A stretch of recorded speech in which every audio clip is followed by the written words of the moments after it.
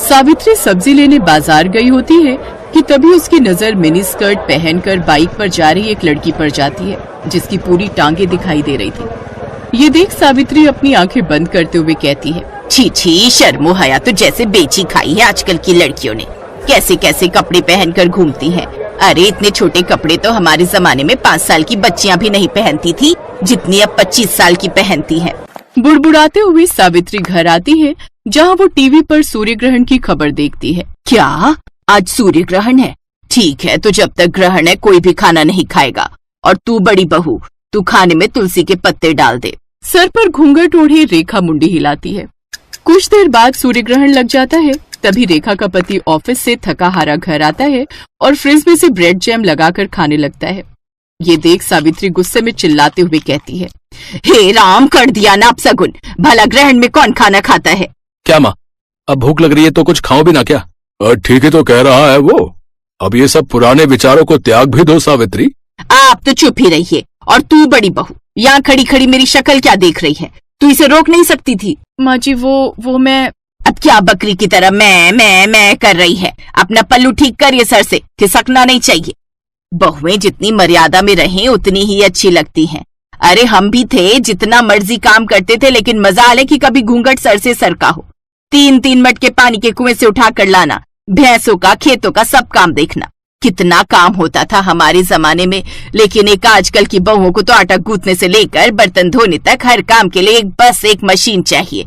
और छोटे छोटे कपड़े पहनकर इनसे किटी पार्टी करवा लो बस। लेकिन मेरे घर में ये सब नहीं चलेगा। मेरे घर में बहुएं हमेशा घूंघट में और साड़ी में ही रहेंगी। इसलिए ध्यान रहे, आगे से ये पल्ला खिसके ना तेरे सर से। जी माँ जी, ध्यान रखूंगी। ये है सावित्री देवी, जिसे मॉडर्न कपड़ों वाली लड़कियां बिल्कुल भी पसंद नहीं थी। सावित्री के 2 बेटे थे। बड़े बेटे की शादी हो चुकी थी। बड़ी बहू रेखा बिल्कुल अपनी सास के कहे पर चलती थी, लेकिन फिर भी सावित्री उससे कभी खुश नहीं रहती थी। वो उसके किसी न किसी काम में कमी निकाल ही देती थी। एक रोज जब रेखा अपने कमरे में दिन में आराम कर रही थी, तो सावित्री अचानक से उसके कमरे में आती है। तब रेखा करवट बदल रही होती है, जिससे उसकी कमर दिख जाती है।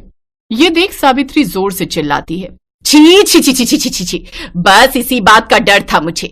सारी शर्मो हया बेच खाई है। माँ जी आप, लेकिन हुआ क्या? क्या होना है? करवट लेते वक्त तेरी कमर दिखी कैसे? आज के बाद ऐसा हुआ ना तो अच्छा नहीं होगा बहू। और इस तरह बंदिशों में रेखा ने अपनी शादी का पूरा 1 साल काट लिया।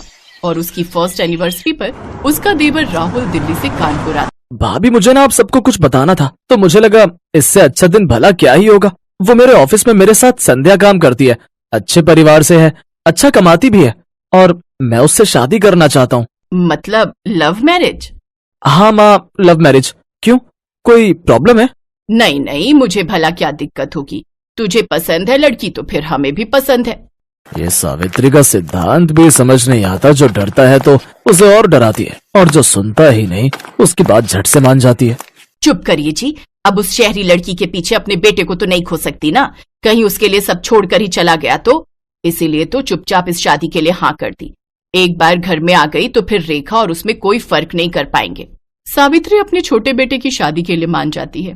वो 1 महीने बाद दोनों की शादी करवा देते हैं। शादी के बाद दिल्ली से कानपुर कार में आते आते भारी भरकम लहंगे में संध्या काफी थक जाती है और वो एक जगह होटल के पास गाड़ी रुकवाती है। ड्राइवर, गाड़ी रोको, मुझसे अब और ये नहीं पहना जा रहा, ये भारी भरकम लहंगा। राहुल तुम यही रुको, मैं अभी चेंज करके आती हूँ। कुछ देर बाद गाड़ी आकर उसके ससुराल रुकती है। फिर पीछे से संध्या स्कर्ट और टॉप पहनकर सर पर शादी का दुपट्टा लिए निकलती है। संध्या को इस रूप में देखकर सभी हैरान रह जाते हैं। राहुल बेटा, ये सब बेटा 2 जोड़ी में लड़की मांगी थी, इसका मतलब ये नहीं कि ये सचमुच ही 2 जोड़ी में आ जाएगी। वो माँ, दूर का सफर था ना, और इसने लौटते वक्त लहंगे पर ही वोमिट कर दी, इसीलिए जो इसके हाथ में लगा इसने पहन लिया। ये राहुल का बच्चा झूठ क्यों बोल रहा है? चलो संध्या, माँ के पाँव छुओ। हैं? अरे नहीं नहीं, तुम रहने दो। अगर तुम झुकी तो न जाने क्या क्या झुक जाएगा। ओह थैंक्स, वैसे मैं खुद झुकने के मूड में नहीं थी। वो क्या है ना, मैं बहुत थक चुकी हूँ।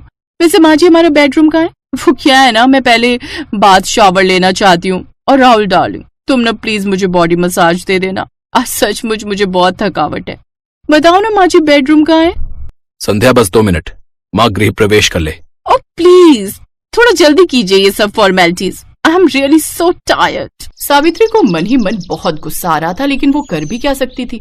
उसने चुपचाप उनका गृह प्रवेश करवाया और बहू बनकर संध्या अपने ससुराल आ जाती है। लेकिन संध्या के कपड़े देख सावित्री डर गई। ये नई बहू तो कुछ ज्यादा ही मॉडर्न कपड़े पहनती है। अरे पढ़ी लिखी नौकरी वाली है तो क्या हुआ, सर पर नाचेगी, जो मर्जी रुमाल जितने कपड़े पहनेगी। कहीं कल मुंह दिखाई पर इसने कुछ बेढंगे से कपड़े पहन लिए तो नहीं नहीं नहीं, इसे मुझे ठीक करना ही होगा। ये सोचकर सावित्री संध्या के कमरे में जाती है। अरे नई बहू, दिखा तो कल मुंह दिखाई पर क्या पहनने वाली है। ये वाली साड़ी कैसी है माँ जी? अच्छी है, लेकिन काला रंग, शादी के बाद ये सब रंग ना कुछ अच्छे नहीं लगते। और वैसे भी ये सिर्फ ब्लैक नहीं है, देखो इसके बॉर्डर पर रेड कलर भी है। जो भी हो, लेकिन तू ऐसी साड़ी नहीं पहनेगी। चल अब मुझे अपनी साड़ियां दिखा, मैं बताती हूँ तुझे कौन सी पहननी है। संध्या सावित्री को अपनी सभी साड़ियां दिखाती है, जिसमें से गुलाबी रंग की साड़ी देख सावित्री कहती है, हाँ ये वाली, ये अच्छी रहेगी, इसे ही पहन तू। जी माँ जी। शादी के तुरंत बाद सास का ऐसा बदलता रवैया देख संध्या हैरान थी। सावित्री ने संध्या की साड़ी तो देख ली, लेकिन वो ये नहीं जानती थी कि उसका ब्लाउज कितना हॉट बना है। शाम को मुंह दिखाई पर संध्या वो गुलाबी साड़ी हॉट ब्लाउज के साथ पहनती है। ये देख सावित्री उसकी साड़ी अच्छे से बांधती है। अरे बहू, ये सर पर पल्ला कर ले, सब मेहमान आएंगे ना तो उनके सामने यूं सर ढके घूमना अच्छा नहीं लगता। संध्या साड़ी पहनकर सर पर घूंघट रखकर बाहर आती है। ये देख मोहल्ले की औरतें बात करती हैं। मान गए सावित्री तुझे, मुझे तो लगा था कि ये मुंह दिखाई पर भी मिनी स्कर्ट पहन कर आएगी, लेकिन तूने तो एक दिन में इसे साड़ी पहनना और घूंघट रखना भी सिखा दिया। अरे मेरा नाम सावित्री है, सावित्री। अच्छा संध्या बहू, चल अब इन सबके पांव छूकर आशीर्वाद लो। सावित्री सबके पांव छूकर आशीर्वाद लेती है, लेकिन संध्या ये नहीं जानती थी कि उसकी सास किस खेत की मूली है। एक बार जो उसने साड़ी पहन ली तो फिर वेस्टर्न कपड़ों का नंबर तो कभी आने वाला है ही नहीं। अगले दिन उन सबको मंदिर जाना था, इसलिए रात को ही संध्या अपनी सास से जाकर पूछती है कि कल उसे क्या पहनना चाहिए। तुझे क्या पहनना है क्या नहीं ये सब तो बात की बात है, लेकिन तू इस नाइट ड्रेस में बाहर कैसे आ गई? हमारे घर में ये सब नहीं चलता। लेकिन राहुल ने तो मुझसे कहा था कि मैं जो मर्जी पहन सकती हूँ। अरे उसे क्या पता इन सब के बारे में, रहा भी है वो इस घर में, बचपन से तो पहले पढ़ाई के लिए हॉस्टल में और फिर नौकरी के चक्कर में बाहर। तू उसकी बीवी है पर बहू मेरी है और इस घर में मेरी ही चलती है। संध्या उदास हो जाती है और वो अपने कमरे में चली जाती है।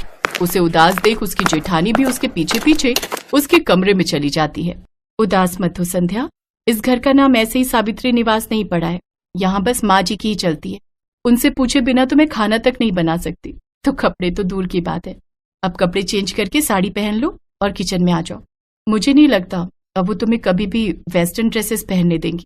ऐसे कैसे नहीं पहन सकती? अब तो बस हफ्ता भर में ये साड़ी पहनूंगी, उसके बाद बिल्कुल नहीं। एक हफ्ते बाद राहुल संध्या के साथ हनीमून ट्रिप प्लान करता है। सच में संध्या बहुत मजा आएगा, कश्मीर सच में बहुत खूबसूरत है। अच्छा अब तुम पैकिंग कर लो। संध्या अपनी पैकिंग कर लेती है। फिर जब ये बात सावित्री को पता चलती है तो वो संध्या के पास आती है। अच्छा कश्मीर जाने की तैयारी हो रही है, दिखा तो तूने क्या क्या रखा है वहां पहनने के लिए। वो क्या है ना, ध्यान रखना पड़ता है, कहीं तूने छोटे छोटे कपड़े रख लिए और तुझे सर्दी लग गई तो। वो तो मैं समझ ही गई थी कि बिना मेरे कपड़े चेक किए आप मुझे जाने कहाँ देंगी। संध्या हनीमून के लिए चली जाती है, लेकिन वो वहां जाकर कुछ वेस्टर्न कपड़े खरीद लेती है और अपनी ढेर सारी फोटोज लेती है। लेकिन एक रोज उसकी सास वो फोटोज देख लेती है और वो संध्या पर खूब गुस्सा होती है। लेकिन तभी वहां सावित्री की सास रत्ना आ जाती है, जो काफी बूढ़ी होती है, लेकिन उन्होंने भी टी शर्ट और पैजामा पहना होता है, साथ ही चश्मा भी लगाया होता है। बताओ भला क्या बुराई है इन कपड़ों में? मुझे देखो, मैं क्या इन कपड़ों में बुरी लग रही हूँ क्या? अरे जब मैं गांव में रहकर ऐसे कपड़े पहन सकती हूँ तो फिर मेरे पोते की बहू क्यों नहीं? और तू जानती है आज क्या हुआ? जब मैं रेलवे स्टेशन से लौट रही थी तो साड़ी पहने एक लड़की बाइक पर बैठी थी, उसकी साड़ी बाइक में फंस गई और वो नीचे गिर गई, जिससे उसे थोड़ी चोट आ गई। और वो कोई और नहीं, हमारी बड़ी बहू रेखा है। अभी अस्पताल में भर्ती करवा कर आई हूँ उसे। जमाने के साथ अपनी सोच बदल सावित्री। ये सब बातें सुन सावित्री को अपनी गलती का एहसास होता है और अब वो कभी भी अपनी बहुओं को उनकी मर्जी के कपड़े पहनने से नहीं रोकती।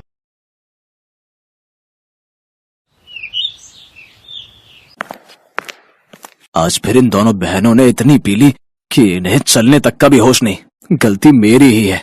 बिन माँ की बच्चियों को प्यार देने की चाह में इतना सर चढ़ा लिया कि इनके सही बुरे पर ध्यान ही नहीं दे पाया।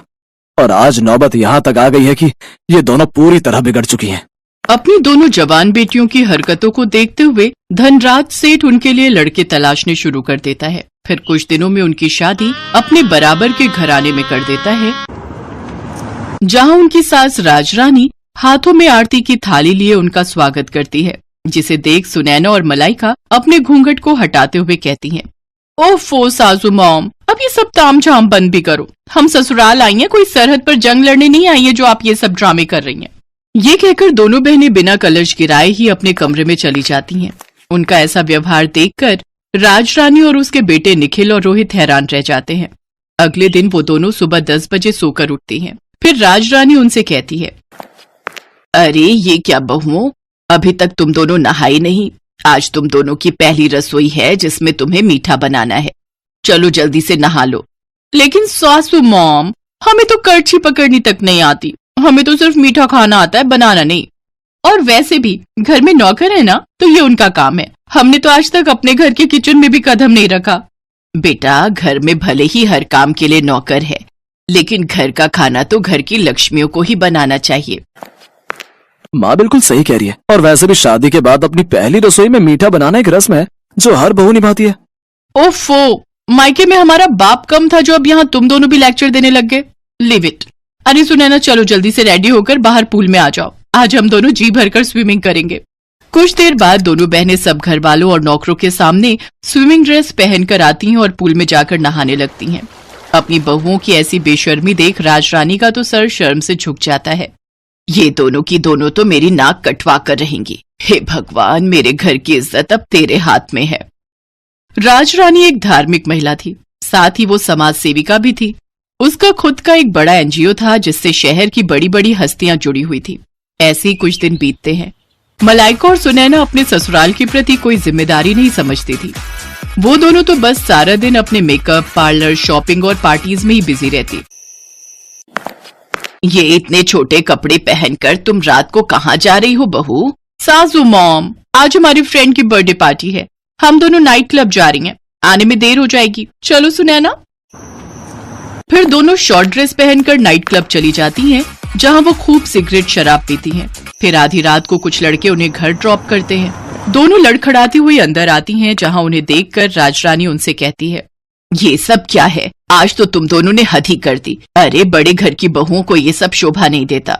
ओ सासू मॉम, अब अपना भाषण फिर देना मत शुरू कर दो। अरे यार, यही तो हमारे जीने के दिन है। अरे हम अपनी जवानी में एंजॉय नहीं करेंगे तो क्या तुम जैसी बुढ़िया होकर एंजॉय करेंगे? हाँ। तभी निखिल और रोहित वहां आते हैं और उन दोनों को जोरदार थप्पड़ मारते हैं। ये देखकर दोनों बहनों को बहुत गुस्सा आता है और वो भी अपने पतियों के मुंह पर थप्पड़ कस देती हैं। हम आज के जमाने की लड़कियां हैं, मुंह तोड़ जवाब देना बहुत अच्छे से जानती हैं, तो ऐसी गलती फिर मत करना। फिर दोनों अपने कमरों में लड़खड़ाते हुए चली जाती हैं। ऐसे ही समय बीता। फिर एक रोज सुनैना और मलाइका अपने घर में लेटी थी तो उनके फोन पर एक मैसेज आता है जिसमें शहर के बाहर एक फार्म हाउस में रेव पार्टी का इनविटेशन होता है।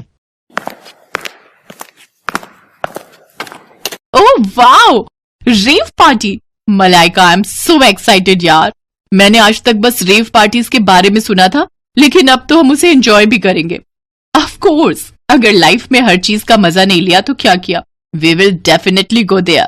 दोनों बहनें खुश हो जाती हैं और शाम को तैयार होकर अपनी कार लेकर वहां पहुंच जाती हैं। पुलिस से छुपकर उस फार्म हाउस पर हो रही पार्टी में शराब, सिगरेट, ड्रग्स से लेकर सुख की हर चीज शामिल होती है। वो दोनों उस दिन ड्रग्स का सेवन भी करती हैं, जिससे उनका सर पूरी तरह घूम जाता है और वो एक अलग ही दुनिया में होती है। तभी एक लड़का जो कि नशे में होता है मलाइका को गलत तरीके से छूने की कोशिश करता है। तभी कुछ पल के लिए लाइट चली जाती है और जब लाइट आती है तो वो लड़का जो मलाइका को छेड़ रहा था वो मरा हुआ जमीन पर पड़ा होता है। कुछ ही देर में उस पार्टी में पुलिस छापा मारती है और सबको अरेस्ट कर लेती है। अगले दिन राजरानी अपने बेटों के साथ जेल पहुंचती है। सासू मॉम, निखिल, हमने सचमुच किसी का मर्डर नहीं किया, हमें बचा लो सासू मॉम, प्लीज हेल्प अस। हाँ रोहित, हमारा ट्रस्ट करो, हमें फंसाया जा रहा है। हमसे बहुत बड़ी गलती हो गई जो हम उस पार्टी में गए। आज के बाद हम कोई पार्टी नहीं करेंगे और ये सब काम सच में छोड़ देंगे। तुम दोनों को अपनी गलती का एहसास हो गया, यही काफी है। आकाश, यहाँ आ जाओ। और इंस्पेक्टर साहब, आप छोड़ दो इन्हें। जी मैडम। ये लड़का तो जिंदा है। हाँ, ये सब हमारे प्लान था, तुम दोनों की अक्ल ठिकाने लगाने के लिए। दरअसल ये सारा प्लान राजरानी और उसके बेटों का था, जो उन्होंने अपनी बहुओं को सबक सिखाने के लिए किया था। उन्होंने ही अपनी पहुंच का इस्तेमाल करते हुए इस पार्टी का आयोजन किया और ये सब ड्रामा रचा। लेकिन इससे मलाइका और सुनैना को अच्छा सबक मिला और वो दोनों अब बेशर्म से संस्कारी बहुएं बन गईं, जो अपने परिवार के साथ अच्छे से अपनी गृहस्थी चलाने लगी।